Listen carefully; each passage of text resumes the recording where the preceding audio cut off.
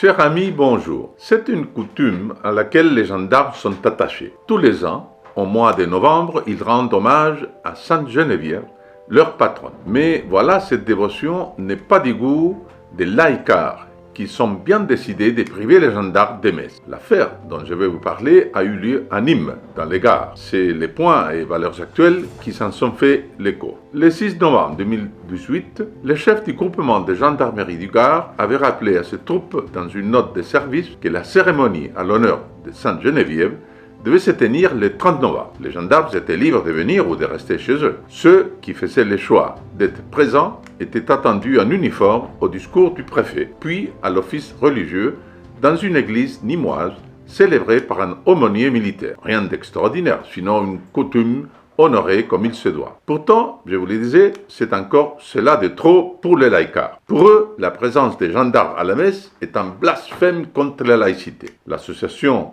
de la Libre Pensée a carrément déposé une requête visant à annuler l'autorisation de se rendre à la messe en uniforme accordée par le patron des gendarmes à ses subordonnés. Heureusement, le tribunal administratif a donné tort à la Libre Pensée, qui prétendait priver les gendarmes d'assistance à la messe. Je cite l'avis rendu par le tribunal administratif. Ces principes, ceux de la laïcité, ne font toutefois pas obstacle à ce que les militaires de la gendarmerie soient invités et autorisé durant le service à assister à un office religieux dans une église, lorsque cette invitation présente un caractère facultatif et s'inscrit dans le cadre d'une manifestation annuelle, traditionnelle et festive participant à la cohésion et à la représentation de l'institution. Fin des citations. Cette fois, les laïcards ont perdu, mais d'autres fois, ils ont gagné. N'oubliez pas qu'ils sont parvenus à obtenir le démontage d'une statue de Jean-Paul II à Pleurmel, et qu'ils ont obligé la commune de Plorec-sur-Arguenot,